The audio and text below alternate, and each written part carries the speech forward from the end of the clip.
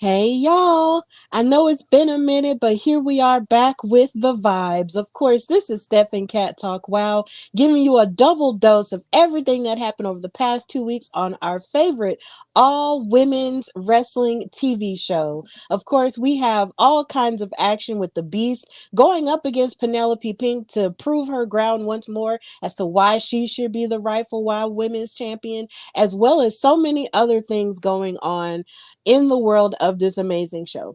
Like I said, this is Steph and Cat Talk Wow. Yeah, yeah. Making her way to the mic. They start dimming the lights. You start feeling alright. From Birmingham, home with the Teddy Longs, and the room is stutters. More once you discover. For all of the lovers, Whitney Houston and Roman Reigns. For all of the lovers, and Mickey James and Marvin Gaye. For all of the lovers, and Sasha Banks, Janelle Monáe, Silk, Sonic, and Paige. Allow me to say, look, I just found a place, sweet escape for every one of us. I was kinda late, cause I just made it off the struggle bus. Walking by the faith, cause I know it's right in front of us. Yo, I ain't with the hate, gotta focus on what's great.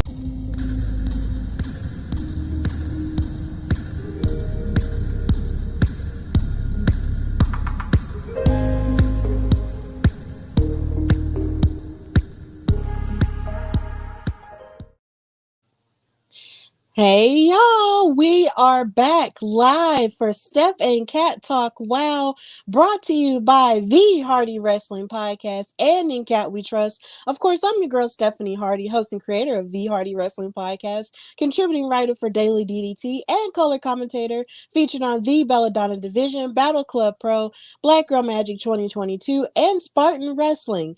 But of course, I am not alone. I am with my fabulous tag team partner. She is a backstage correspondent for We Are Wrestling and so many other amazing wrestling promotions in the New York area. She is a writer, she is an author, and of course, she's the creator of In Cat We Trust and the Women of Color in Wrestling panel, as well as a super mom because we are celebrating moms this weekend. She is Katrina Blake. How are you, Kat? Hey, I am okay. A little tired, but I am all right. Happy to be here. Thank you for that fabulous intro. How are you? I'm doing fine. I'm tired too. It's been, a trying week. There's a lot of stuff going on. Then plus down here, we're preparing and hunkering down for some storms. So we got so there's a lot going on. But either way, we're just trying to hang on to what we've got and just do the best we can. But I know life has been lifing lately, but because of that, we haven't been able to be as, active when it comes to the wild things. And we apologize for that. But life be lifing. But we are here to give you another double dose episode of Steph and Cat Talk Wow, where we talk about this amazing show that we love, featuring all these amazing superheroes with Wow. So I'm really excited to get into these two episodes because these episodes were really great. Even though we say that every week, but these episodes were really great and pretty solid. So Kat, how did you feel about these episodes before we go into both of them?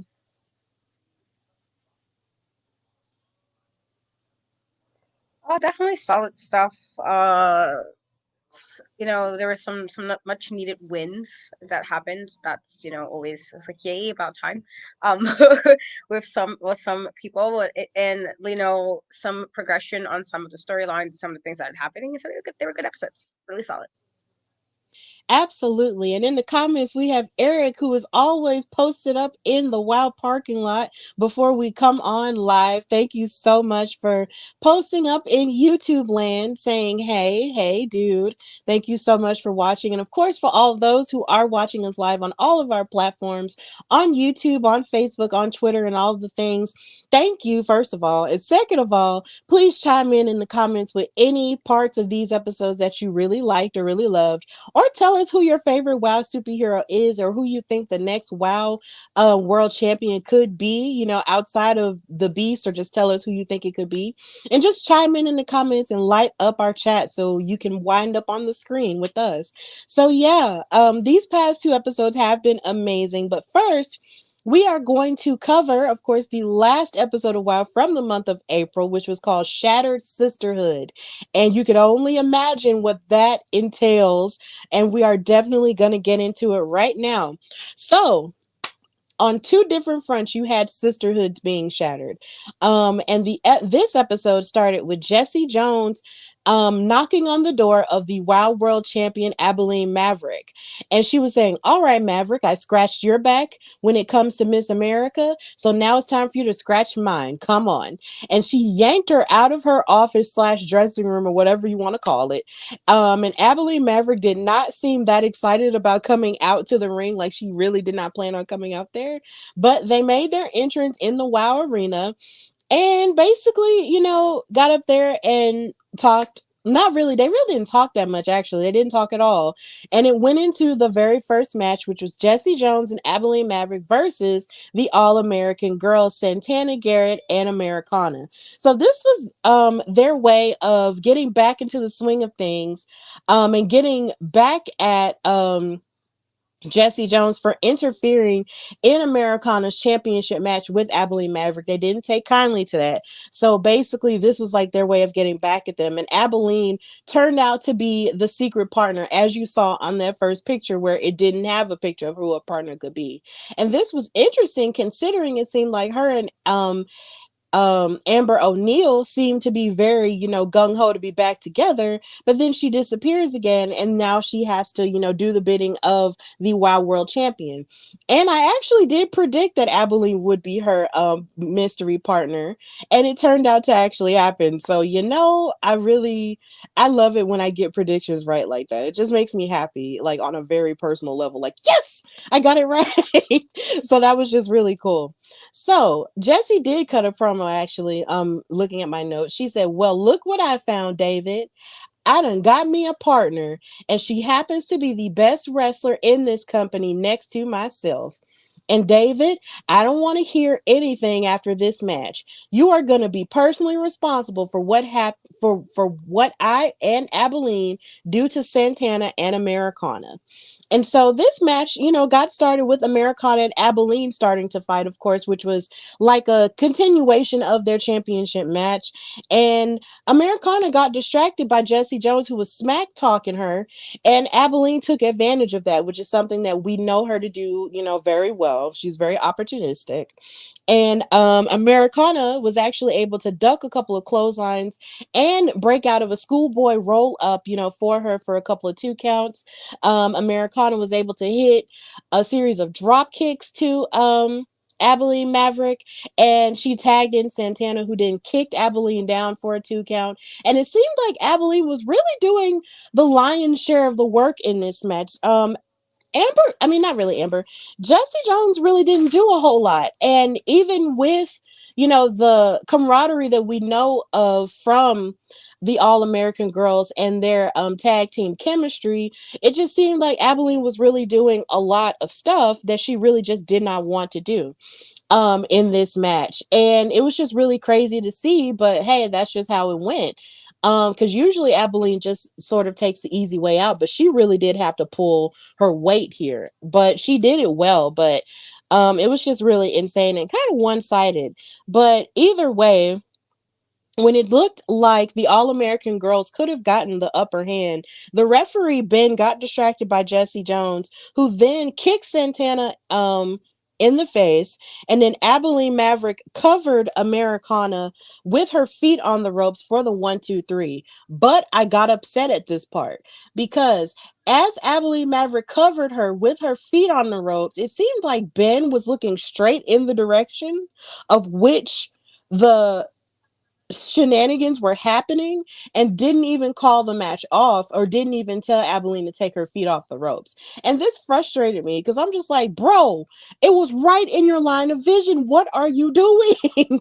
I was just really upset. Like, you would have thought I was an NFL fan yelling at a referee over a bad call. And honestly, that was a bad call. So I'm gonna need for the referee Ben to actually get his life together and actually have more of a sharper vision on his competitors and on his athletes in the ring, because there's no reason as to why he should have missed Abilene's feet on the ropes.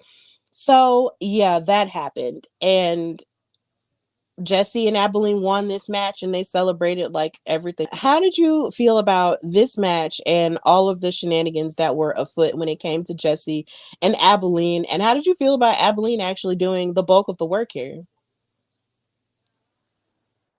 not surprised. I feel like while Jessie did get, you know, a partner, it was more so to do it because she needed to do it. Like she needed to have one, and it couldn't be her normal partnership. And so of course make Abilene do the work. It makes sense. Jesse's not really here for Abilene necessarily. It was all a little bit of like semi blackmailish, you know, of how they became a tag team in the first place for this match. And so it made sense that I didn't think she would. I didn't think it would be this less work, but I'm not surprised that she did it. Honestly, this kind of falls right in line with Jesse and what Jesse normally does. With regard to if it doesn't help her in any capacity, it's not necessary. And so, you know, I wasn't surprised by it.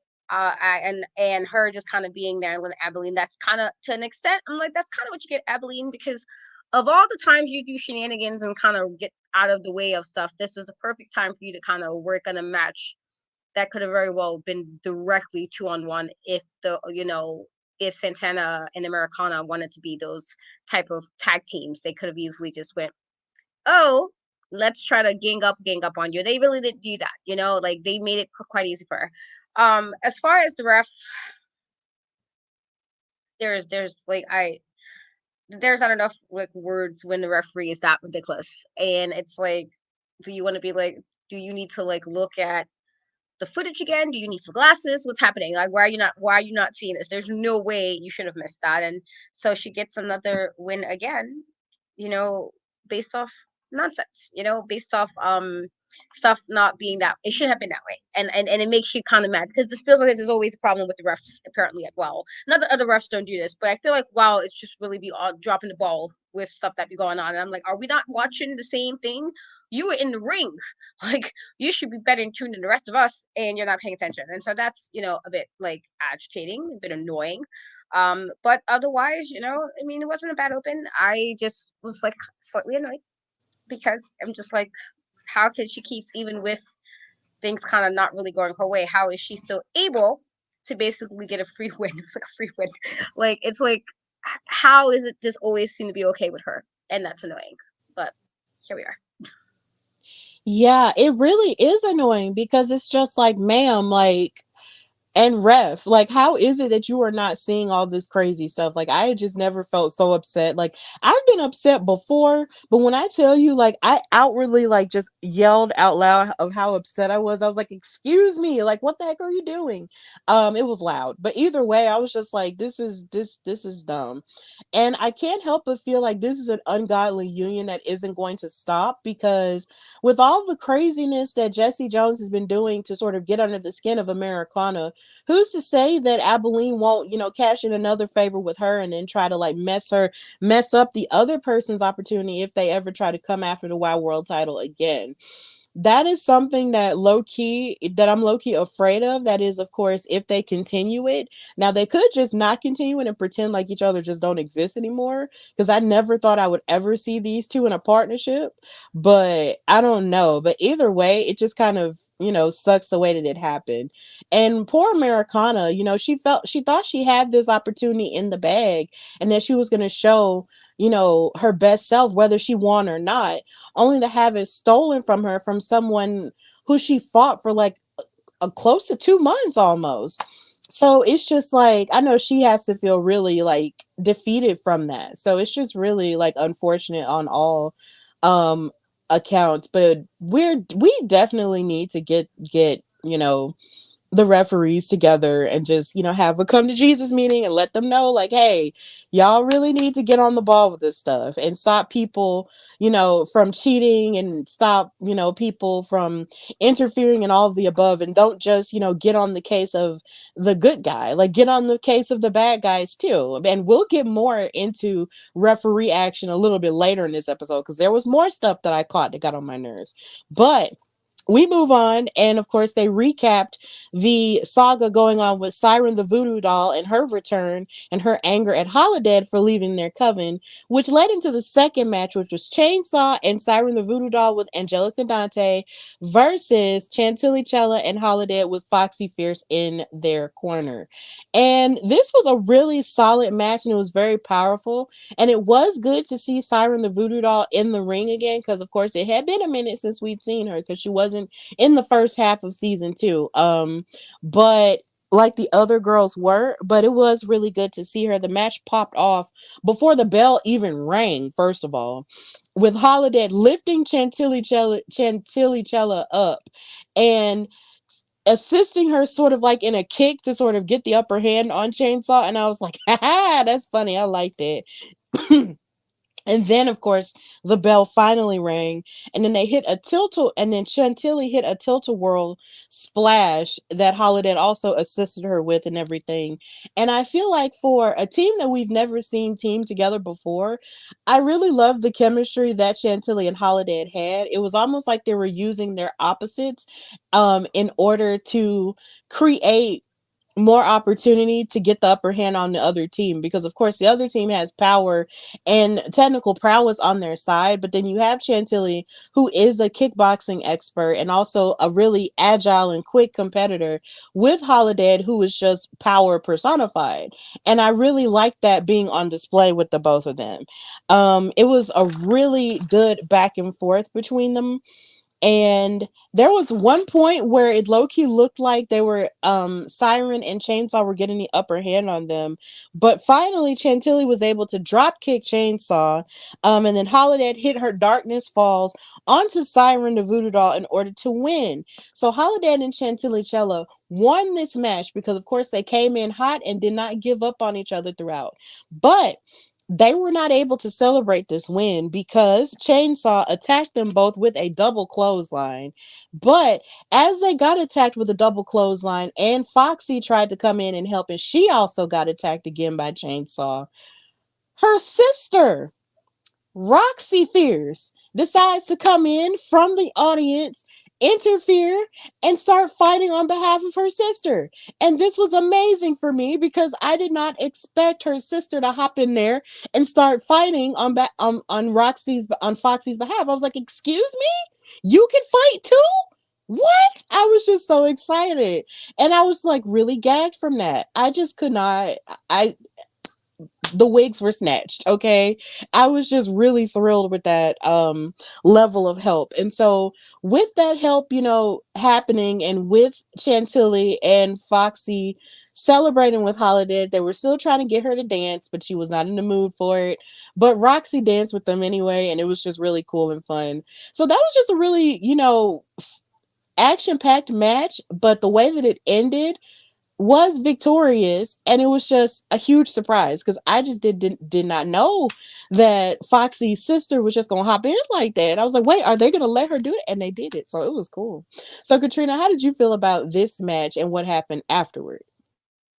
I think it was a good match. It was nice to see Chantilly and how that even worked like that, considering, you think of Holiday from the beginning when we first saw her and how she was, she caused, you know, pain possibly. She was more on the darker side, maybe more of the heelish side, and she's really changed her tune in the last few weeks, or last few months rather, as far as how she want to do things. And so to have her, somebody who's supposed to be dark and you know more spooky on the spookier side, and you have somebody like Chantilly who's like super peppy, bubbly, energetic, it's like two very different things happening on the ring. With that being said, I do think that they worked really well together. I thought even her using her in the beginning of the match was like really top tier stuff. I was like, all right, I'm good with this win. It was nice to see Siren the Voodoo Doll again. We haven't seen her a little bit wrestling, and that was nice. But I do think if you're trying to turn all Holodead over like a new leaf per se, then yeah, I think this was the right call with the win. Um, as far as Foxy's sister, yeah, I wouldn't have thought, honestly. I was like, okay, I'm all for coming in for the siblings. That's how I am as a sister, and so I get it. Like, excuse me, like we're not doing this, and so I understood that. I definitely understood that from a sister perspective of like, let's do this to me vibes. like let's try that with me. You're not gonna do that to me, like that kind of thing. And so I respected Roxy coming in and like even her kind of joining and advancing. I don't know if that means we're going to see her more. I wouldn't mind it, seeing her more there, but it was a very pleasant surprise, and I thought it was cool. And again, Foxy just always looks great. Just had to put that in there. Absolutely. Like the way Roxy was acting reminded me of my sister. And honestly, it's almost, I feel like me and my mom and my sister have had this joke for years where we always felt like it would have been funny if me and my sister were the same age and went to high school together. Because shout out to Jackie. She's my youngest sister. She's younger than me by 8 years. But the thing is, she is really like tough, even though she's really sweet. On the inside, she's very tough. So it's like whenever anybody messes with her in any way, shape, or form, she's ready to go in terms of conflict. Like she will fight you, and it's just, and I'm literally the opposite, where I just do not want to fight. Like I will verbally get into it with you if you take me there, but I am not a physical fighter. Whereas, but I have felt angry enough to do it. Whereas my sister kind of just goes from 0 to 100, and she will fight you. She doesn't care. And the way that Roxy stepped in for Foxy is the way my sister would step in for me. I really feel that if the chips were down and if she and I went to high school together and if anybody was messing with me and if I told her about it, she'd be like, bet. And, and she would meet them and beat them up and call it a day and not care anything about it. And those are the type of people you want, in your corner. And I love that Foxy had that, ram in the bush, even while the other two were still dealing with, Chainsaw and Siren in that way. Like, cause that was like, I just really liked that. Like, that was just really cool. I just love it. And I would love it if we did see her more because I feel like we haven't seen a lot of Foxy this season. And if we did see her and her sister like as a tag team, maybe that would be amazing. And that would be another creative way for her to be on television a little bit more. Even though a part of me selfishly wants to see her go on this singles run, if she had a tag team with her sister, I'd be here for it. So it would be really cool for that. And I really think that Holiday really just needs to let the happiness flow through her so she can just dance or whatever. But I just love the chemistry that Holiday and Chantilly had. Like it was just really good from start to finish. And yeah, for all we know, Holiday could be, having a little bit of dark side, but then also having a little bit of a light side too. Maybe she could go to a music festival or go to Bonnaroo or something and then just, dance or twerk or something. Like who knows? Um but yeah, that match was pretty cool. So Holiday and Chantilly Chella got the win. And big ups to Foxy and Roxy. And hopefully we'll see them together more on WoW. So after this, they showed a recap of the saga going on with the ending of the Sisterhood of Princess Aussie and Krush. And hilariously enough, after I shared a clip of us talking about Krush and everything that she had to say to Princess Aussie to lead up to this match, Princess Aussie had a lot to say on Instagram and on Twitter about how the narrative was being spun on WoW, where it seemed as if Krush was being made to look like the one who was, helping her out, and she was made to look like the selfish one. And she didn't take too kindly to that at all. And I'm really glad that she actually took the time to actually say more of how she was feeling, because when I watched it back myself, I was just kind of like, oh wow, I kind of see what she was talking about. And I was, because in a sense, they were making it seem like Princess Aussie was just the friend who used her as a leg up and then didn't have time for her no more, as opposed to, you know, looking at it from her side as well. So it was interesting to see how that played out.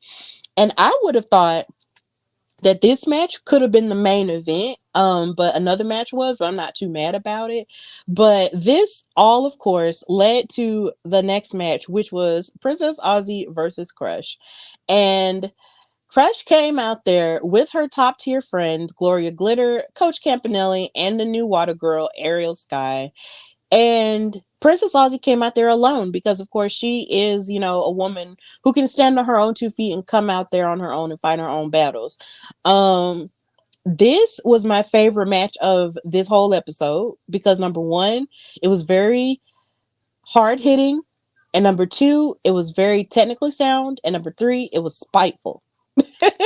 And I tend to enjoy women's wrestling matches that are really, just great and technically sound, but also incredibly spiteful. Like watching this match, it gave me early Mercedes Monet slash Sasha Banks Charlotte vibes. And it's just like the way that those women fought each other early on the main roster over the Raw Women's Championship, like on Raw and all those pay-per-views, like those are the vibes that it gave me. And they were really just trying to tear each other up. Like Princess Aussie, was trying to be nice about it, but then Krush just kept getting in her face, mushing her in the face, pointing in her face, talking trash at her, and they were just destroying each other. They were destroying each other. And Krush was slapping her and just trying to stomp on her back and choke her out. And Princess Aussie was just fighting out, with her technical prowess. Like, this is probably one of the best matches I've seen on this iteration of WoW. Of course, WoW's been on for a long time, so I'm more than sure there's other ones. But this one was really like top tier. Not to I wasn't trying to make a pun, I promise. But it was really amazing and it was very spiteful. But the thing that ruined it for me was the outside interference of Top Tier and Ariel Sky, who used the water bottle to squirt in Crush's eyes after she hit her cutter from down under and she was preparing to climb up the top rope. She squirted it in her eyes, and then Krush took advantage of it and hit her lights out suplex in order to win the match. And that disappointed my soul. I was just like, girl, you was talking all that trash about how you were better than Crush and how you were the reason why Crush was so successful. And all you did was beat up on her, rightfully so, in that match in combat, but then you used your friends and the water girl who shouldn't be there. But that's another conversation. But I was just really frustrated with the way that ended. And I feel like they need to have a rematch immediately. Immediately. So, Katrina, how did you feel about this match and the way that it ended? Yeah. First, I think you was meaning to say that towards Crush rather than Princess Aussie. The way you ended it was like you said that about Crush. So I think it was vice versa. You were meaning Princess Aussie, right? Like when you Like, said all that to Crush, and I think you meant to say you said all that to Princess Aussie about being better. yeah, that's what I meant. Yeah, Yeah. Crush Okay. said all that to Princess Aussie. I'm sorry if I mixed that up. Yes, No, you're Crush good. You're was good. talking all that stuff about Princess Aussie. I'm sorry. But yeah, I that's what I yeah. meant. No, I do think this was probably one of the better matches probably between and I this is not even to like throw shade in any of the other matches that both ladies have had because they've had good matches, but I think because this beef feels more personal than other some of the other feuds that's been going on. I do think that this because you can kind of see that in the match. You can see that it was a more personal thing. It meant more to Princess Aussie. It meant more to Crush. With that being said, I do think that as soon as you have a bunch of people come out with you, you're probably going to use them because otherwise, why would they need to be there? Most people, even if they have a squad, the squad is not necessarily outside in the ring. Every time a squad comes to the ring, it's because they're going to interfere. Because you can be, if you need to come out in from the back, if something goes down, that's one thing. But for you to just be there waiting, it's like, no, you probably was going to do some shenanigans anyway. And now here we are. You clearly was going to do some shenanigans anyway. And so it is unfortunate in that way. I do agree. I do think that they probably need to rematch this, but I do think if David would be inclined, would be to make it where top tier cannot be there. Let Crush do this on her own. And I feel like that shouldn't be too difficult for him to like agree to just because the fact that you do know they've been were friends first. You do know that they had this like even like last season and then coming into this season. Like you knew this. And so like you have this thing happening with them and then you're just like, whatever. Um it's okay to have their members and Ariel Sky. Like I get why, but also no. I kind of was just like, now, girl, like they didn't do all this beating you up or beating your people up. I didn't particularly like that either.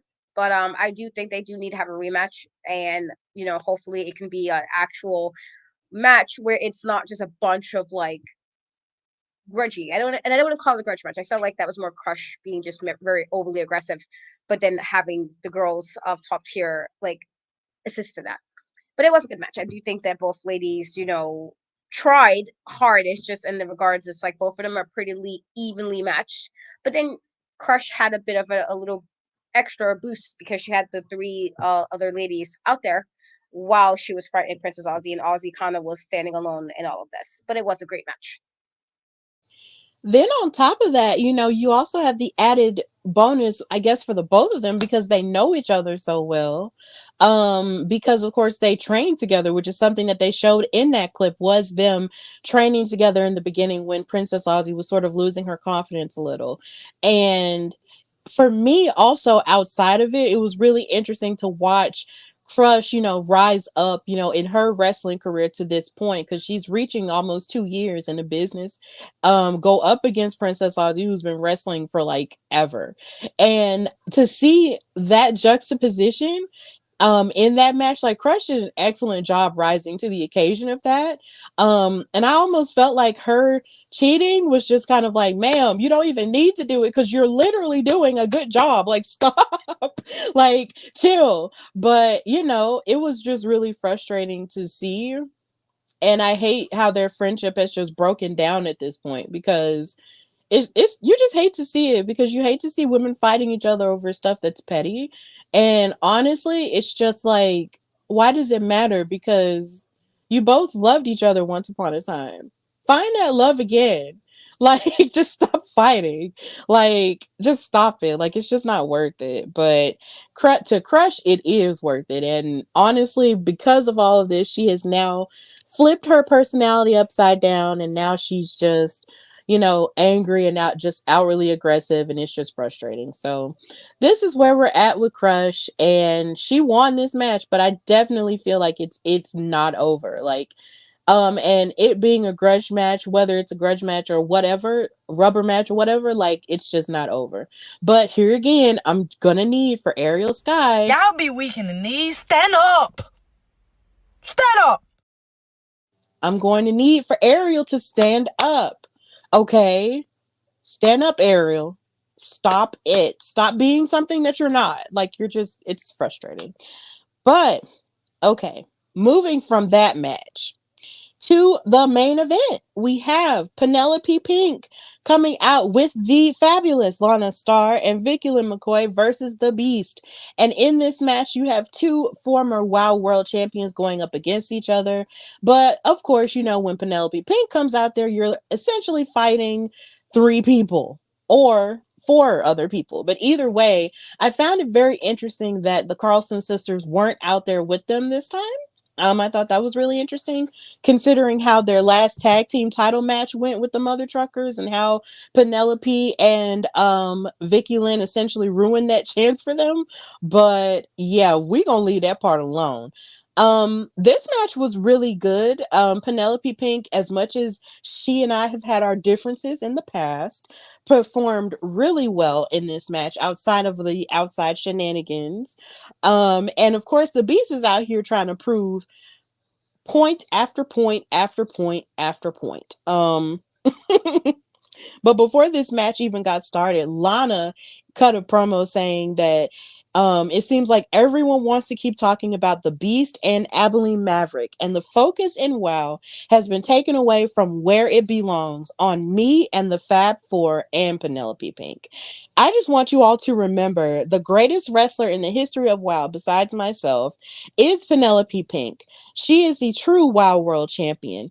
She has never been pinned. The woman deserves a literal standing ovation. And Penelope said, of course, thank you, Lana.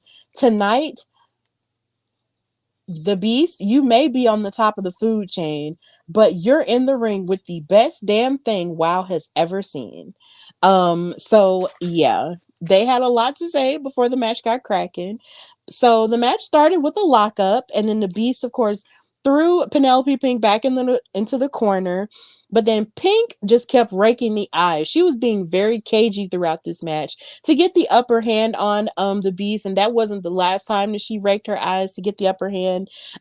She was punching down on her multiple times, but of course the Beast used her power to tackle her and pounce her in the ring, which was really gave me Willow Nightingale vibes when she pounced her across the ring. And then she was giving her shoulder thrust into the corner.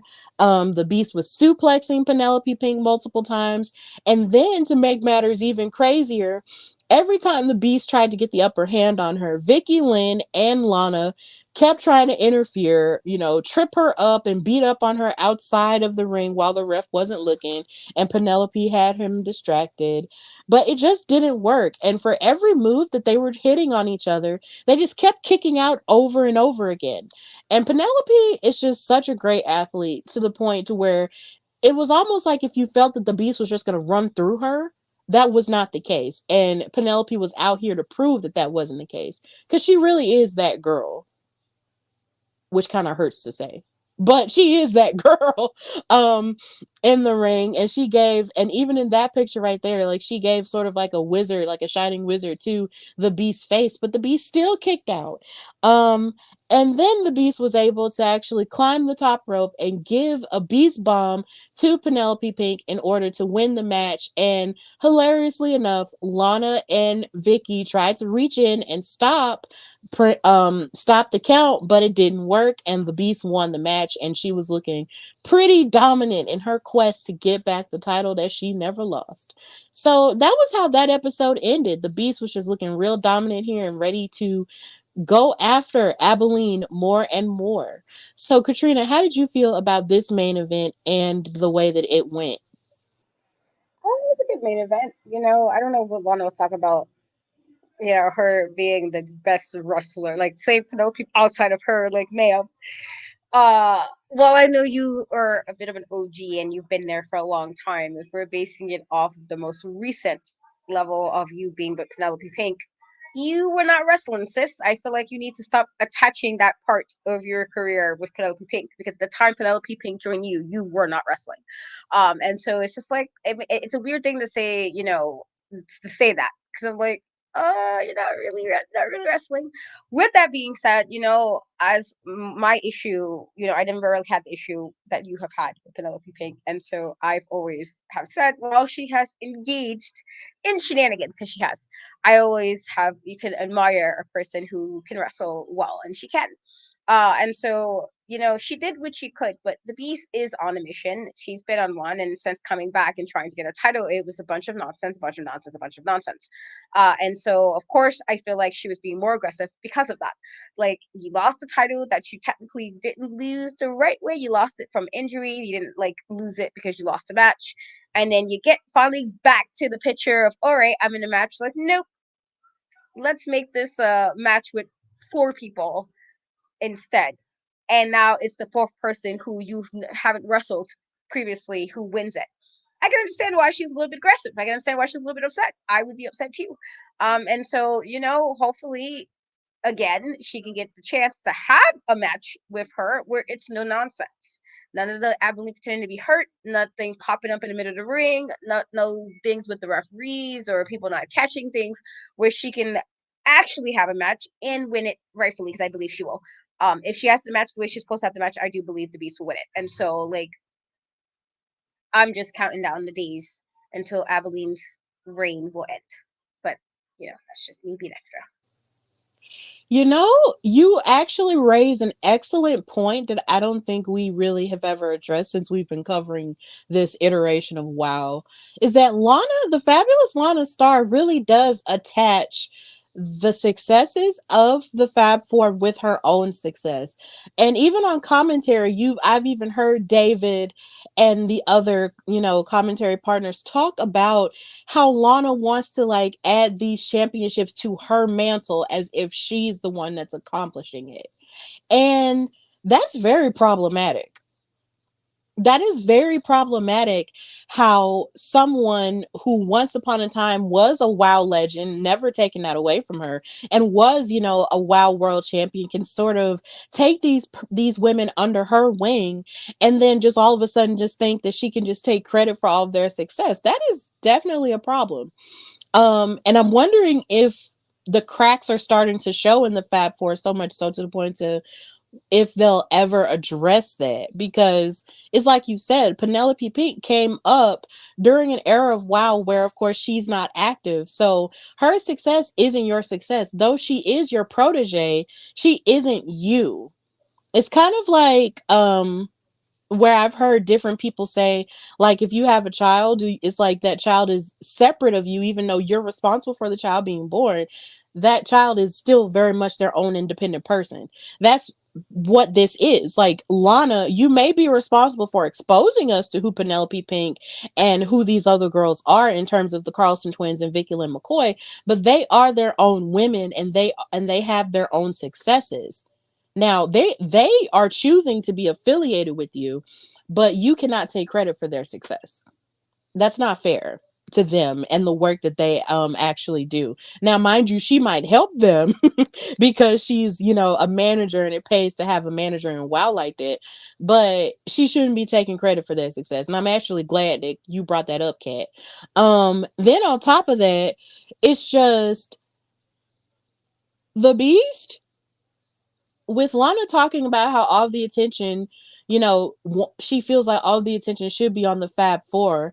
It's so funny because it felt like last season that's really what it was. It really was all about them.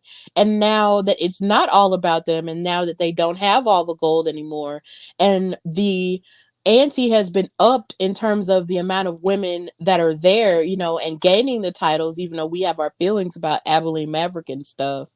It's like they can't stand that it's not all about them anymore. And it's crazy how they're sort of unraveling in that way. But hey, that's just how it goes. And the Beast is out here to try to get the title back that she never lost. And it's so funny how it's full circle with this match happening, because the Fab Four is the reason why the Beast had to give up the title in the first place. So yeah, it's interesting how stuff like that happens. But I am glad that the Beast won, and that she is definitely on a bigger quest for her to go after the title. But I'm gonna need for her and this title match with Abilene Maverick to happen expeditiously, like right now, because I'm tired of watching Abilene Maverick sort of pose and print with the title like she's just out here being a fighting champion and all of the above. It's just like, ma'am, no, just no. Like, I'm just really tired of it, and I just want the Beast to just get back what's hers, and I don't want any more shenanigans attached to it. I want Abilene to be her own woman. I don't want her to use any ungodly tactics to try to, win or cheat or whatever. I just want a fair match with the Beast. That's all I want. So that was the end of that episode. Of course, with all the sisterhoods falling apart. And we move to the next episode from this past weekend, which was the Battle for Supremacy episode, which came on the first weekend of May. Because yes, we are in the month of May, y'all. It's crazy how fast this year is going. Like, literally, Mother's Day is Sunday. Oh my God. Shout out to all the moms. If I haven't said that before, all of y'all are amazing. We love you. We appreciate you. You build up the planet, and yeah. You guys build up the planet, and you fill us with love and with encouragement. And of course, happy Mother's Day to Katrina, because she is a mama and she's a great mama. You're really So, sweet. Thanks. huh? So you're really sweet. Thanks. Yes, absolutely. She is a mother, and we love all mothers here. And also all the mothers on WoW. We love them as well. So, yeah, mothers make the world go round, and they make our hearts swell. And also mothers who step in too. So we have that going on for ourselves this weekend. So this episode started with IQ Superior coming out. Of course, that's the class master, Samantha Smart, and the disciplinarian, who we hadn't seen in a minute. And the class master got into it with a child as she was making her entrance, yelling at her about reading a book. And I didn't know whether to be worried for this child or not, because this child was yelling at her, "I don't like to read." And I was just like, no. But it was just really funny. But I guess she was just yelling that at her just to, grind the gears of the class master. I hope that child does read. But anyway, Samantha Smart was basically, cutting a promo saying to the fans to shut up and listen while she's talking. She said, "I want the mother truckers. If that Holly Fleabag wouldn't have cheated, we would have the tag team belts right now. You see, I brought the best team to WoW that the world has ever seen. And Dumb and Dumber, oh, I'm sorry, I mean the Tonga twins, well, they've had way too many opportunities. So right now, I'm taking matters into my own hands. David McLean, I demand a match with those coconut brain buffoons. This was horrible. It is Asian American and Pacific Islander Heritage Month. I do not condone this. I didn't like it. And I was like, no, you will not call them coconut brain buffoons. I hate that. We're not doing that, Samantha Smart. I will get to fighting with you about it right now. So just wanted to say that. And so as she is insulting them and demanding a match with the Tonga twins and Tiki Chamorro, they come out and Samantha was like, oh, Tiki, did you run out of coconut juice? And I was like, here again, hate it. And then Tiki snatched the microphone out of her hand and said, okay, smarty pants, you want to get to the mother truckers and you'll have to get to the Island Dynasty first. But on one condition, you have to step in the ring. And it looked as if Samantha Smart was talking real cocky and saying that she agreed to it. And then Chaos and the Classmaster got into a shouting match with each other. So the main event was set. And it was going to be the Island Dynasty versus IQ Superior. So before we move into the next match, Katrina, how did you feel about what Samantha Smart had to say about the Island Dynasty? It was In our unnecessary. year in our year 2024. Yes. Yeah, it was unnecessary. I feel like that's not that it. It's one of those read rooms type situations.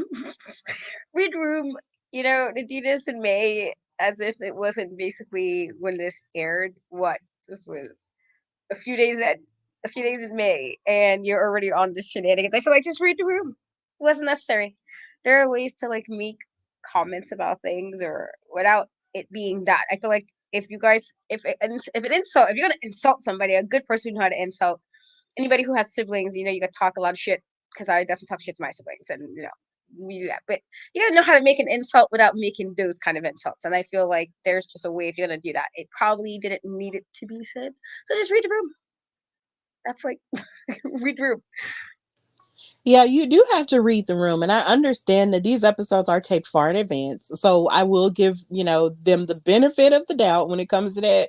But at the same time, it did not feel right, considering when you think of, even though of course we personally can't speak to it because of course we are not of that community, but we are of a community of people of color, and hearing about the stereotypes that have been attached to Asian American and Pacific Islander people in wrestling, it just wasn't the best thing for you to it wasn't the best thing for to have a person to say on wrestling television now, because clearly they have made advances and they have shown that they are more than those ugly stereotypes. So I really feel that if you're going to insult somebody, there is a more intelligent way and a more thoughtful way of doing it without bringing up coconuts and without bringing up, grass skirts and so many other different, stereotypes about that. So that was really ratchet, and I'm really going to need for them to creatively figure something else out for these people to say if they're going to insult them on television.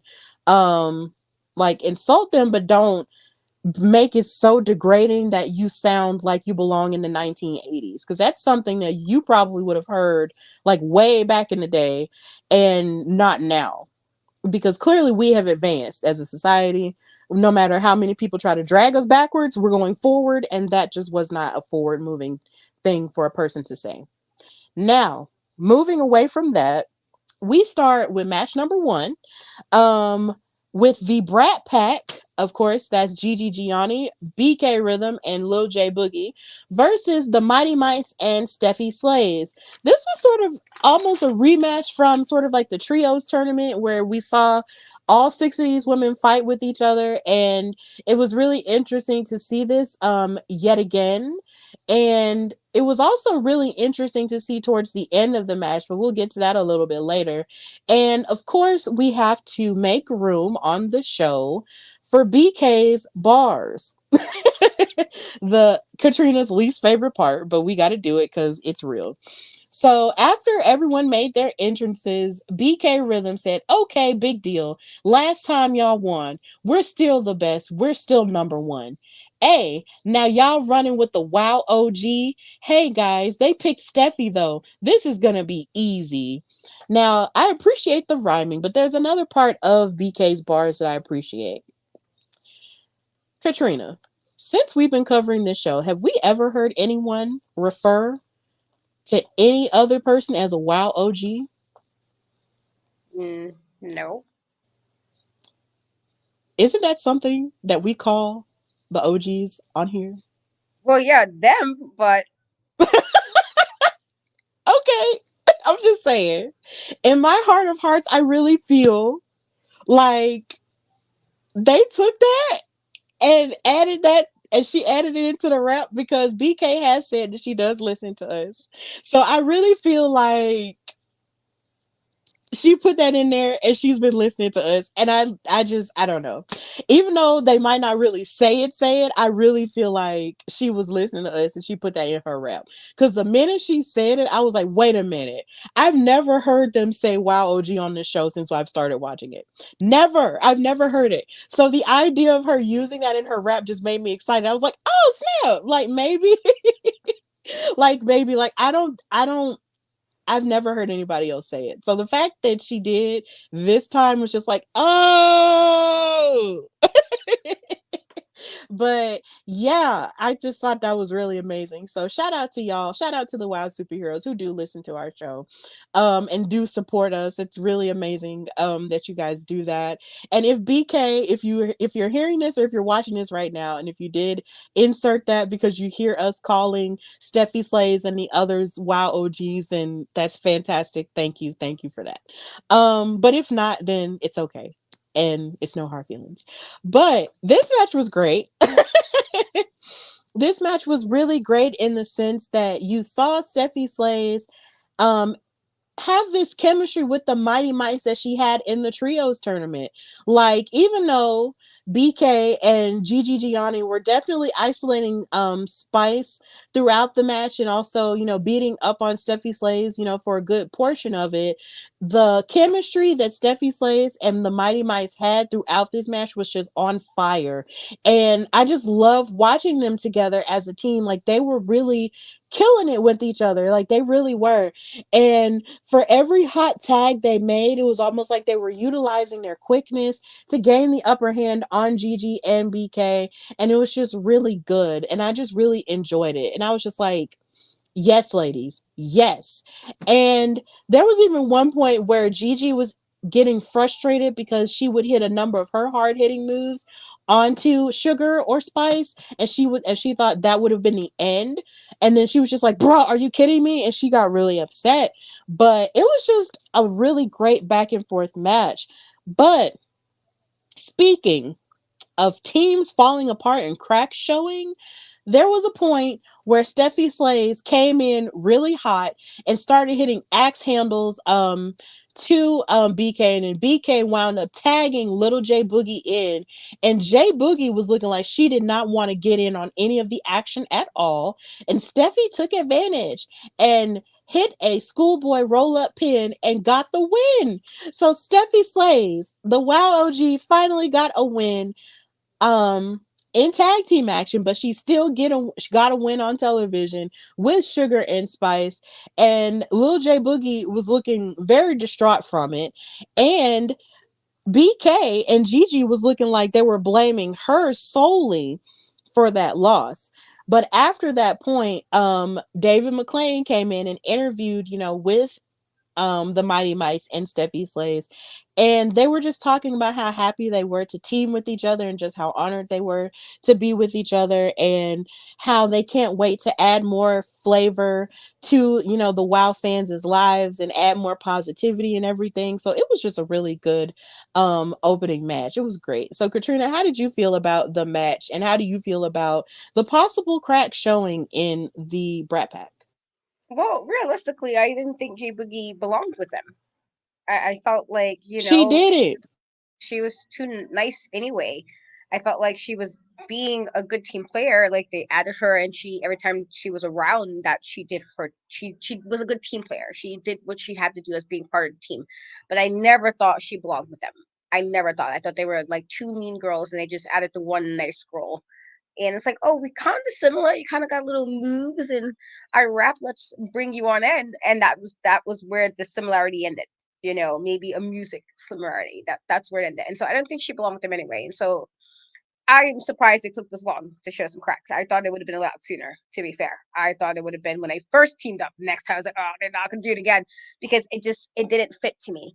With that being said, it was really good for Steffi because we've been saying for so long that, Girly has been on, from when we first started watching this version of it, and like just seems like a really sweet person. I know like you extra for you because her name is Steffi and everything, but like Girly was just losing like left and right, and so it was really nice that not only did she got to kind of expand on the chemistry she had with the Mighty Mites, but the fact that she actually was the one to get the win. I think that was a nice little yay for her. I was like, all right, Steffi, okay, this is good stuff. About time, because like for the, I was like, all right. I know everybody's people gotta lose sometimes, but every time you gotta lose. Like it's one of those type of situations. Like you didn't need to lose every time. You didn't need to do that. You didn't prove any points that way. And so it was really nice that she got to win. I was very happy for her. If I feel like if she did get that from it being called on our show, well, just let us know. Just get a tweet. Just curiously, because now like I have my issues with BK's bars, and so usually I'm just not on it because I just can't. But sure, she's a nice person. I can't do the bars. I can't do the bars. I'm sorry, BK. I can't do the bars. But if you are seeing any of that, I mean, I would be probably, this would be what's the way to like just kill any curiosity about where it came from. Like just let it be known if that's where, and if so, super kudos for that. It's super awesome. Thanks. But yeah, I'm very happy for Steffi. I think this is something that was well needed because Girly has been taking it. Poor girl. Like she's had it tough the last few months. Where it's just losing, and I think this might have gave her a little bit more breathing into her, what's happening involved with her, and I think it's a good thing. So hopefully that continues, and we get more her winning, and even more. I'm okay with them being together right now. I think they do. I think she does go well, and again, she is, an OG, and so like one of the OGs because I know you call Keita Rush that as well. Um, you know, she can probably show them some stuff as well as they're just kind of coming in. And so I feel like this can be a really good relationship if it's done right. So hopefully more good things for Miss Steffi Slice, but a good match. Yeah, and then with how well they operate as a trios team, for all we know, they could challenge top tier. Because as it stands now, outside of Team Spirit, I am really seeing, that many people want to step up to top tier and challenge him for that trios title, that they keep carrying around so proudly. And if, Steffi Slays and the Mighty Mice do decide to, come up to them like that, then I would be thrilled about that because they just operate so well together. They move incredibly quick in the ring together. Like it was just really good. It's like a match made in heaven when it comes to the Mighty Mites and Steffi Slays. And it was just really great to see her, get a win and get the upper hand in this, aspect. So maybe this can be, a good new leaf for her. And you're right. Lil J Boogie does not belong in the Brat Pack. She just doesn't. And we said that from jump. Like we said that from jump. Like she did not belong with them. So hopefully this could be the start of her finding her own groove. No pun intended. Oh my gosh, I'm full of puns. Um like she could just find her own lane to stay in and just, figure out what she actually wants because her being badly influenced by Gigi and BK is only going to lead her to more disaster and they're only going to throw her under the bus because she's so nice. And if it's one thing that I know is that when you are really nice to people, people think that they can either use you for their own benefit or just, toss you aside, when they feel like it's necessary or whatever. And then they underestimate you because they think, oh, well, she doesn't have any friends. So let's just, come back here and da da da. No, that's not the case. So yeah. I hope Lil J Boogie just, gets wise to how they're operating and then just go on her own. So yeah, it's crazy stuff. So after that, we had Genesis make her entrance and be on guest commentary for this next match, which was Exodus versus Ice Cold, which surprised me because I said on Instagram when Exodus and Ice Cold posed in a picture together with them fighting, I was just like, honestly, I feel like they should both just jump Genesis because she's the reason why she's really the reason why Exile is falling apart so much. To me. Now, you might have a different thought, Katrina, but to me, I really feel like it's not all Genesis's fault, but I really feel like Genesis is a huge part of it because she just wants to be on her own so bad. So I'm just wondering, like, with you wanting to be on your own so bad, why are you making them fight for your approval? Like, what the heck is going on? Leave them alone. But this match is happening.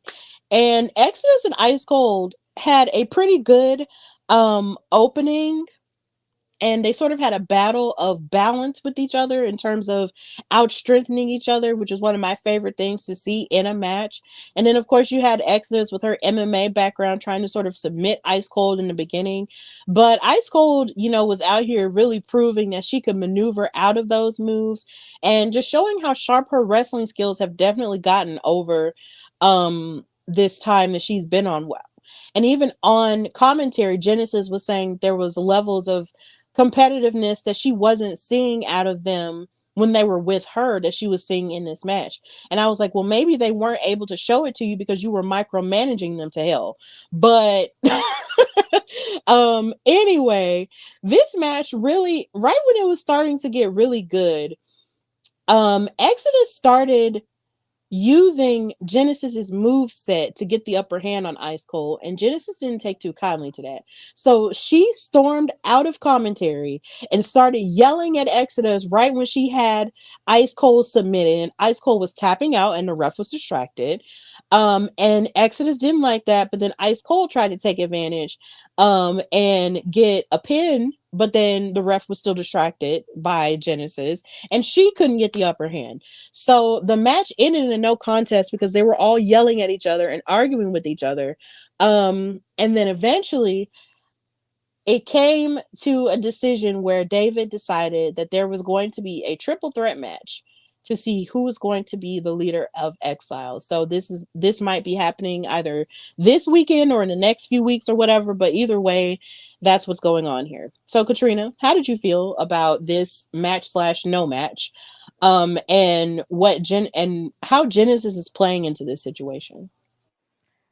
I think Genesis wants to be the leader, and she wants it to be where it shouldn't even have to be all of this. I feel like she's probably a bit annoyed that she even had to be on commentary for something that she feels she has rightfully got. She said this, in the interview, but she said this a few times on the show itself that she feels like she is the person that it's the most logical to be the leader. She feels that. So if you feel that already, and then you have two people who kind of was already semi at odds because they had whatever reason that they're like not always on the same page, and that's been going on for weeks, you know, you're like, well, that's not happening with me. And even though she has, you know, put them in situations as well where she kind of had to defend it, and then she's won sometimes not in the nicest way, or she cheated to win certain things. It's like she's probably like, well, they're arguing over nonsense, and then there's me who's clearly doing what's best for the team. So her thinking, that it's not surprising that she kind of has this attitude that even during instead of like appreciating that a member of her team was maybe using something she might have learned from her teammate, she got offended. Like, what are you trying to do? Like, are you? I felt like she might have felt, oh, are you trying to say you better, you could do this better than I can? I felt like that's why she kind of stepped into the ring to kind of basically pause. It's basically she's the reason why the match didn't really end. And so it was good. I do like that there was some good back and forth. I do also think it was smart. You use moves like, okay, maybe use around each other. This might work on her. So I used it. I think that's a good team. I think that's a good team thing to do.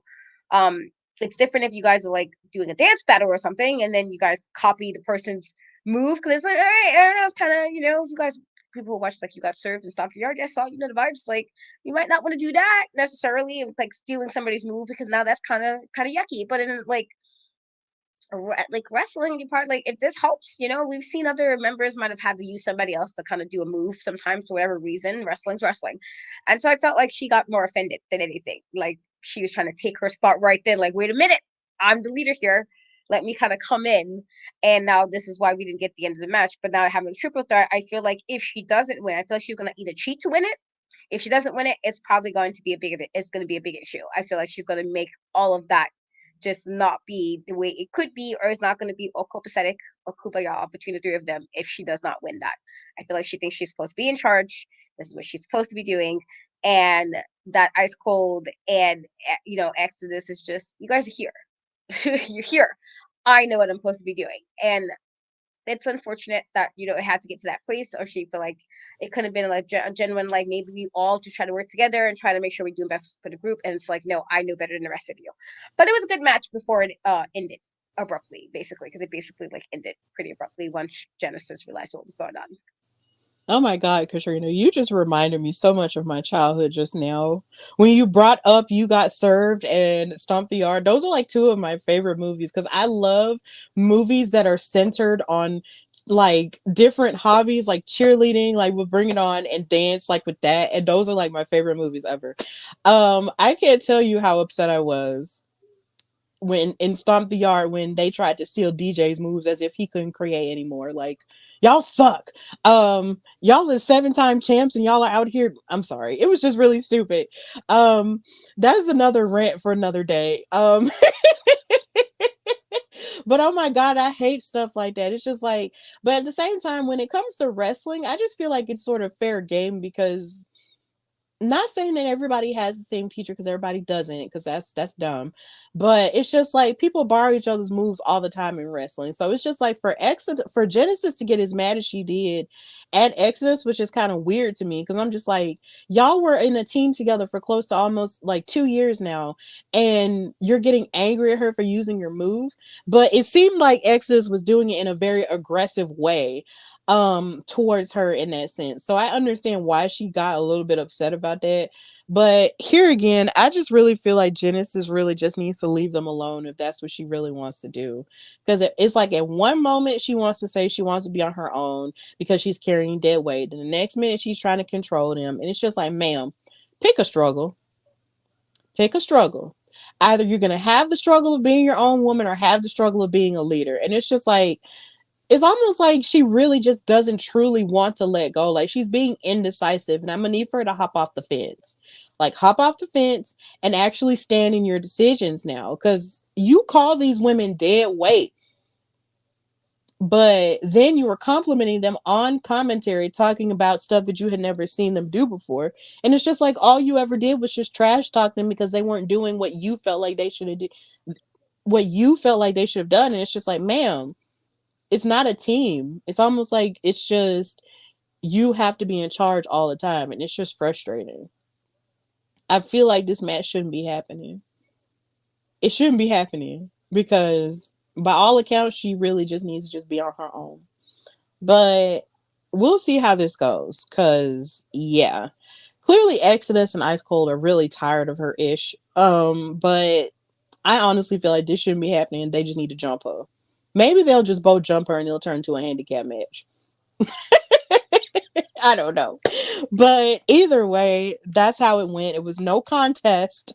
So it's crazy. So we then get a recap of Miss Don't Know How to Stand Up, Ariel Sky, and her match with Coach Campanelli, which of course she had to fight in order to either be in top tier or be the water girl, which of course she lost, and now she's a water girl. And this of course fed into the next match, which was Gloria Glitter, who came out with all of top tier versus Pep Riley. And weirdly enough, Pep Riley came out here by herself. There was no Sasha Sparks, it was just her. And Lauren Hunkley even announced her as a former member of Team Spirit, which low-key scared me a bit. I was just like, what's going on? Where's Sasha Sparks? Like, is this really over? Like, what is this? Like, it was almost like they didn't even want to go to war with the rest of them anymore. And I don't like that. Like, they humiliated these women. I'm gonna need for Ariel, Pep, and Sasha to really like gather together and just go crazy on them and fight them and go to war, but that's not happening. And it's just, wow, what the heck? But Yeah, this was really interesting. Gloria Glitter was very vicious in this match. Of course, she's the veteran here with a lot of her wrestling experience. She was being very vicious in this match, with her athleticism and her show of strength. She actually lifted up Pep Riley a couple of times, and I was just like, ma'am, I didn't know you were this strong. And I can speak ad nauseum as to how good Gloria Glitter is in the ring, but you don't know it until you actually watch it in action. She was so good in this match, and Pep Riley was, catching up with a lot of her athleticism and her, acrobatic prowess, from her cheer background and all of the above.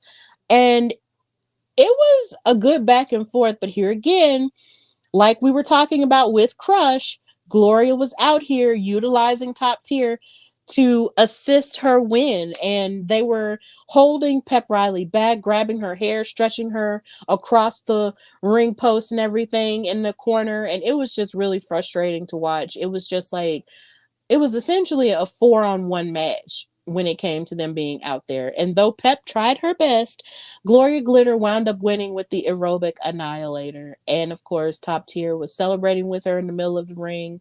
Gloria Glitter was stomping all over her because, she's the queen of getting her steps in and all of that.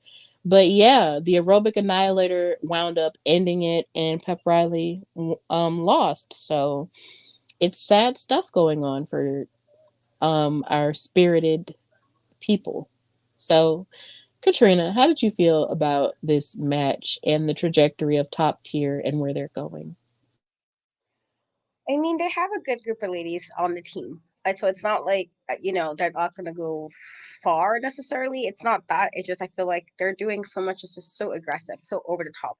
Now, to be fair, Gloria Glitter was a little bit aggressive semi anyway. Like, she had the, like, she's what you call, like, if you ever, like, horror movie fans maybe know what I'm saying when I say this, but, like, you ever seen a movie with, like, you have, like, the creepy, like, white people, but they're, like, smiling, but they're not really happy. It's more creepy smiling.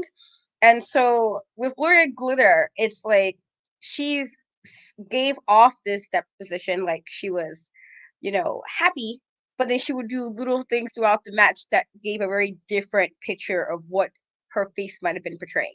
And so, I feel like now she just kind of, with everything she's doing, it just kind of fits what she was kind of doing, but now she doesn't have a reason to pretend to be like, "Yay, I'm doing this," but like, girl, you was kind of being a little bit like kind of mean before. It's just now you have a more of a reason because you're attached yourself to Coach Campanelli. He was already, for me, from the very beginning, just always iffy in regards to how I felt she was with people.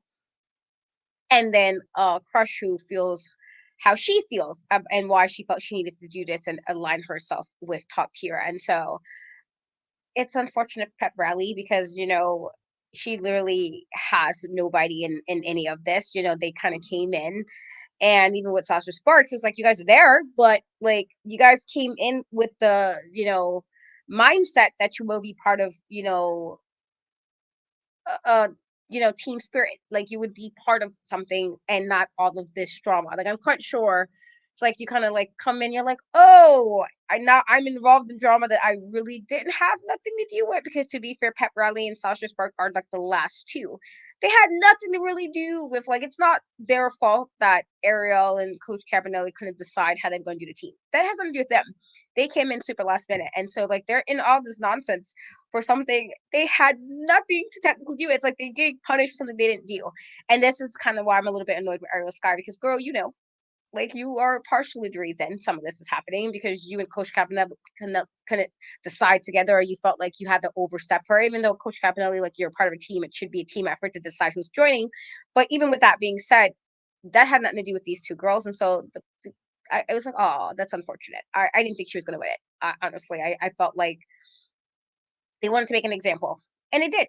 And it's unfortunate for them because they literally had nothing to do with the dispute that happened, even with getting to the finals of the tournament in the first place. That really had nothing to really do. They were just there basically like cheering for the most part. They wasn't even part of any of this. And so now have them getting beat up like that, to that level of just, and then disrespectfully beaten up, because if you stepping on me personally, and this is why I don't wrestle, You got one time. They think that's gonna fly with me. Thinking you'll be getting, you're not getting steps on me.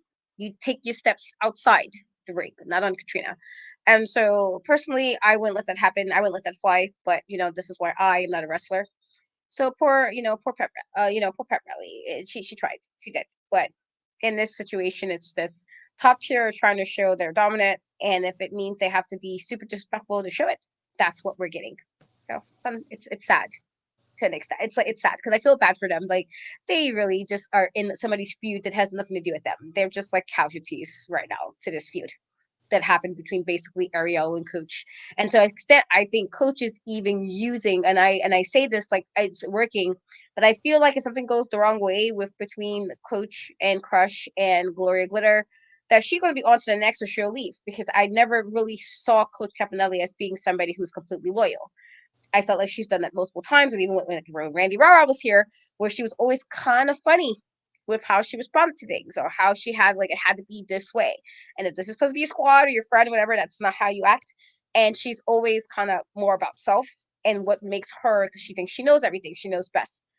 So I don't even know if things work a different way if she's even going to be loyal to them. I feel like that's something that both Crush and Gloria kind of need to be, just mindful of while they're at the top of like demolishing whatever challengers they're at the moment. That she may turn on you guys as well. You got to keep that in mind with somebody like Coach who doesn't seem to like look at the bigger picture or look at the group as a whole. She looks at herself. She's a person for self first. Yeah, you're absolutely right. That is a good point because Coach really does center herself in a lot of things and barely. And the thing that I find funny is that with Top Tier being on television, we've seen them be dominant, but we haven't seen Coach really telling them what to do or her being as verbal as she was with Team Spirit in the past. And I think that's interesting how they're playing it. Like they're out here fighting, they're helping each other, but we're not seeing her openly telling them what to do or coaching the way that she was with them. Maybe it's because she knows that these girls are not the type of girls that you can just boss around, or maybe it's just a complete 180 change. Like, I don't know.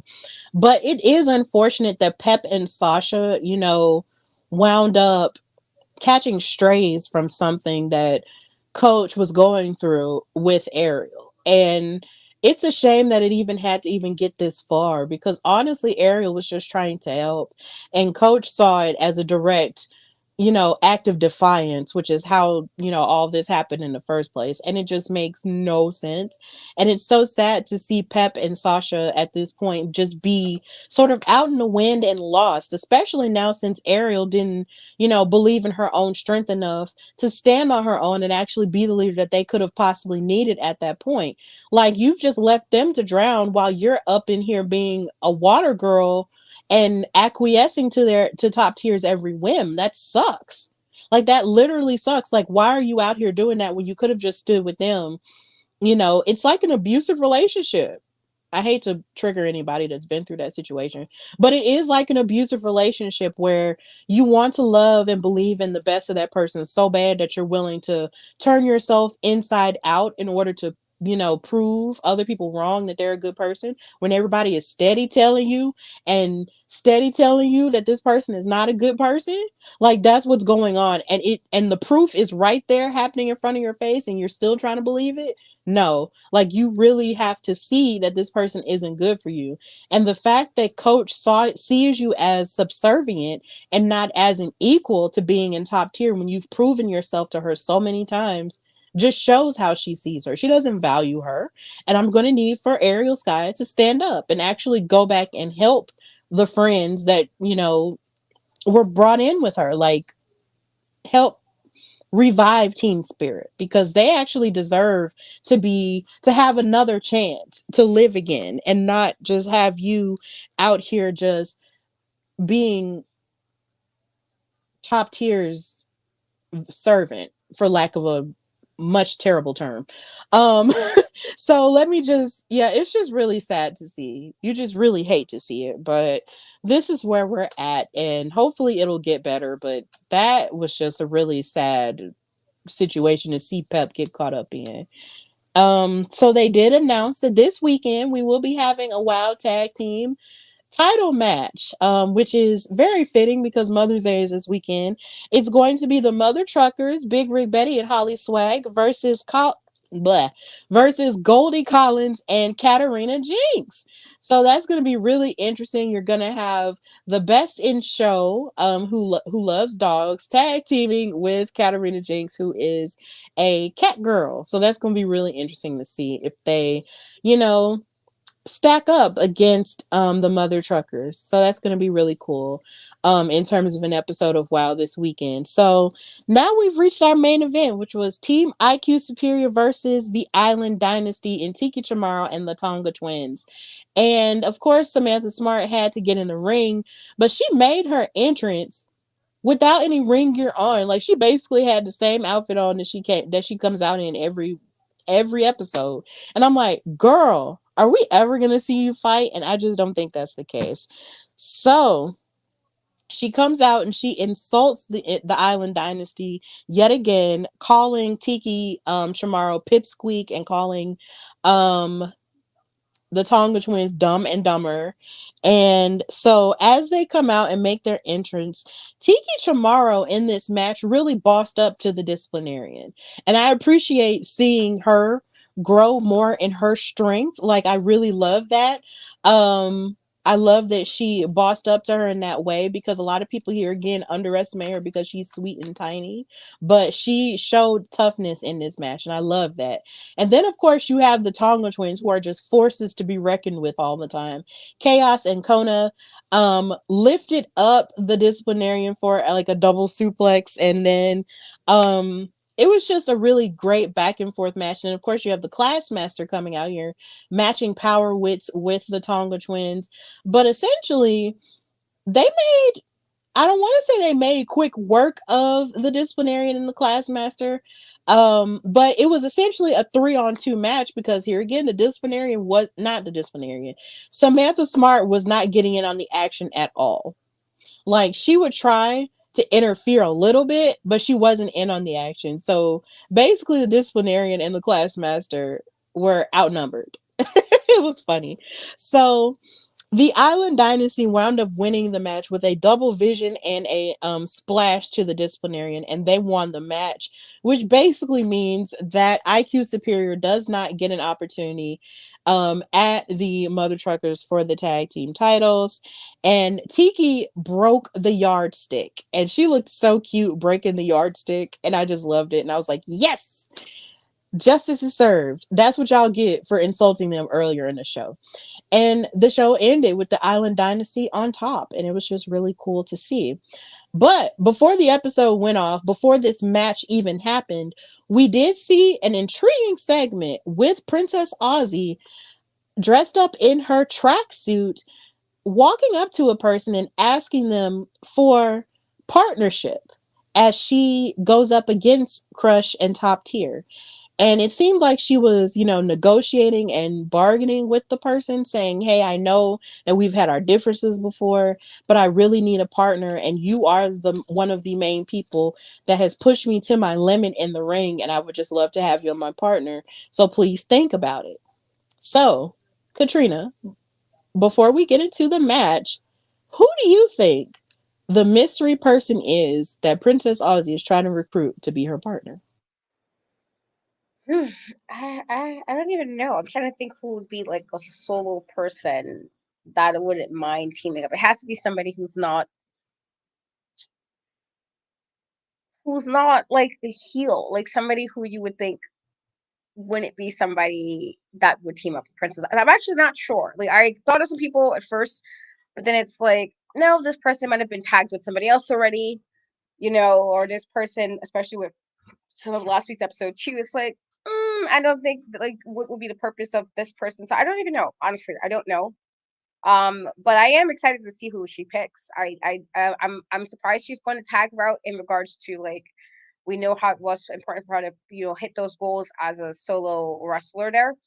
But maybe this will have her maybe stand a little bit more with Top Tier by maybe having somebody with her and that she's not completely alone. But I don't know. I'm not sure who it could be that I'm like makes sense because it's like anybody who I'm thinking, I'm like, would this make sense to add with her? Would this work if this person's already like teamed up with somebody else or they're grouped up with anybody else? So I actually don't know, but I guess that's a good thing because that means I can be surprised when it's revealed. Um, but yeah, as far as the match, I thought it was a good match. I love the Tongas, I do, and while I can respect you know, the disciplinarian and taskmaster, again, I'm all for using size if you have it. If you're like tall enough, if you have length, whatever, use it. And I'd like that they do that. But I do love me like Tiki too. I feel like she's definitely grown a lot from when we first saw her in this iteration of being very quiet. And I don't know if it's like I do think part of it is because she's been with the Tongas a bit, but I think other part of it is that she's taking more trust in herself and trust in what she can do, even being a tiny a person. She can be tough, which if anybody who knows background about her, like she played in that was a bit tough. But that's sometimes very different than kind of standing up to people who's a little bit bigger than you. It's a little different sometimes, and when you're having people who assume, oh, you're not gonna do anything because you're tiny, as somebody who's pretty tiny. And so, like, I think a part of it is just she gotten a boost from the Tongas, but another half is she's finally standing on. She knows, like what you can do, and I like that. I like this level of like, okay, there's the spunk. This is what I've been needing to see, and I like that the fact that she was the one to break the thing is like this is her kind of like she's standing with the Tongas, like her Polynesian sisters, but she's also kind of standing up for herself as well. And I think that's something I've been, really like watching that happen and watching that progress with her has been really awesome to see. And I like that even with the way they were moving together, it was like, yeah, you guys are like really in sync with how you guys are working different styles. They wrestle very differently, but also it worked. And so I'm just happy. I'm glad the way it worked. I'm not sure what Samantha Smart was there for because she really did not do much. It was one of those just like you're here, I guess. And being that you were the reason why this match happened in the first place, girlie, you think you would do more. Like you the reason why you guys got the main. You did all this, the insulting and everything else, and then you didn't do anything. So personally, I would have like. I don't know if you ever like anybody who watched WWE, but like when they used to like take somebody and flip them over inside the ring, like make them fight. It's happened a lot with like Trish Stratus. I felt like that happened to her a lot where they'll just force her into the ring to fight because she would try not to. In those type of situations, you got to like force person in. Like, you know what? You did all this and you're the reason. Let me get a couple licks in. And they should have just dragged her in there and did what had to be done. But I thought it was a good match otherwise. But I'm just really, really proud of Tiki. I think she's really come a long way since we first started watching her in this iteration. Yeah, she really has. Like it's just so cool to see her rise up to that. And Samantha Smart seems to be all bark and no bite. And I hate to use that phrase to even describe anybody, but she really is all bark and no bite. Like she will come out there and talk so much trash, but then can't back it up to save her life. And it's just like, ma'am, why? Like, why do you even try? Like, chill out. Just please chill out. But I am glad that Tiki and the Tonga twins have gotten back on, the same page in terms of fighting with each other side by side. And I did love seeing them and their chemistry happen. So maybe they could go after the trios title if they wanted to, too. Let's build up that division. That would be really cool. So yeah. I thought that's a really cool observation that you compared that situation with Samantha to Trish Stratus. Like I forgot all about that. Ooh, it's been so long. It's like you've been watching wrestling like your whole life, and then you just so much happens and you just forget about certain things. But yeah, that did used to happen with her. But yeah, it's just this episode ended in a very both episodes really ended in a very dominant fashion with sort of, the faces being on top and winning and stuff like that. So this weekend is probably set to be a really good episode. I'm looking forward to it. But we've reached the end of our time together. Thank all of you so much for watching this double dose episode of Steph and Cat Talk. Wow, all 82 of you. Thank you guys so much. This is The biggest audience we've had. Thank you. Thank you. Thank you. Thank you. Thank you. Thank you. Thank you. Thank you. A billion times. Thank you guys for the support and for the love. So, of course, if you want to watch WoW Superheroes, you can go online to their website at wowe.com. That's WOWE.com, and type in the zip code so you can see what time it comes on for you and what channel it comes on for you on regular television if you want to do it that way. You can also watch episodes on Vice TV because it even came on after Dark Side of the Ring last night. So if you're into Vice TV, you can watch it on there. You can also watch it on Pluto TV as well. And you can watch the matches on YouTube because they do upload full episodes the week after the episode airs on the weekend. So please check those out. Or you can check out individual matches on their YouTube channel and follow them at WoW Superheroes everywhere and support women's wrestling from their perspective and also as a whole. Just continue to support and love on women's wrestling because these women are out here changing lives, busting their butts for equality in this amazing sport that we love. And we're out here being a part of it, and it's just really great. So let's just continue to push everything forward for women's wrestling as a whole. So, of course, Katrina, thank you so much for joining me on this amazing episode of Steph and Cat Talk Wow. And just tell everybody where they can find and follow you and what you've got going on. Just basically follow me on social media and Cat We Trust. Everything is the E is 3 and everything but YouTube and Facebook because people got it before I did. But just check out my Instagram. I have been posting some of my recent interviews at a show I worked, which has been really fun. And I got to post one that you guys will see. I didn't realize how I got through it. I was like, oh, I wasn't expecting that, and it worked, and it looked like great. And so, like, check it out there. And anything new I have, just follow my channel for any new views, interviews, and that stuff. It has been a bit hectic because I have 2 kitties at the end of like different at the end of a journey, but starting a new one. And so it's been very hectic on my end trying to do all the mommy stuff and still do everything else that I do. So just keep following on my channels. Catch me on Tuesdays with Shay, with Body Slam for NXT and the Meta 2 after show. And then here, usually Wednesdays again. It's been a little wonky the last few weeks, so we apologize. But life happens sometimes. But normally on Wednesdays you catch me with my girly Steph to talk about. Yes, we are so sorry, guys, but we're here and we fight through and we give you your WoW content.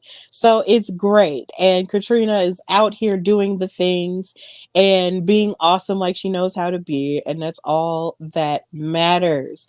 So, of course, you can follow me, your girl Stephanie Hardy, on Instagram and Twitter/X at Queen Steph Hardy. You can listen to my show, The Hardy Wrestling Podcast, everywhere you get your audio podcast. It's iHeartRadio, Spotify, Apple Podcasts, and everywhere else. And you can also subscribe to the YouTube channel, which is The Hardy Wrestling Podcast.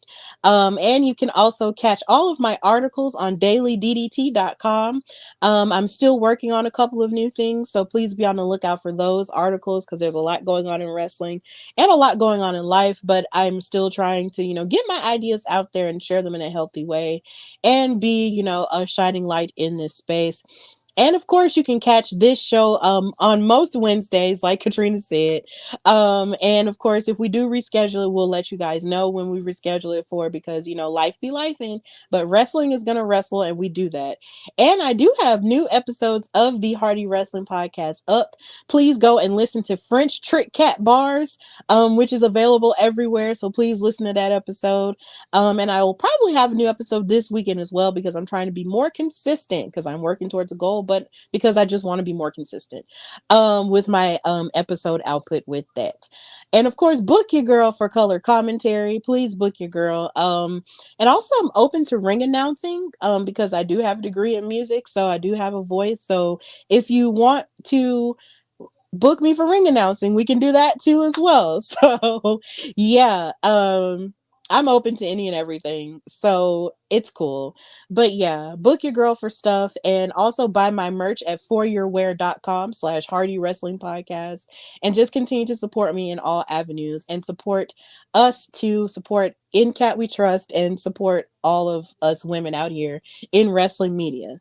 So, of course, this has been Steph and Cat Talk Wow, brought to you by the Hardy Wrestling Podcast and In Cat We Trust.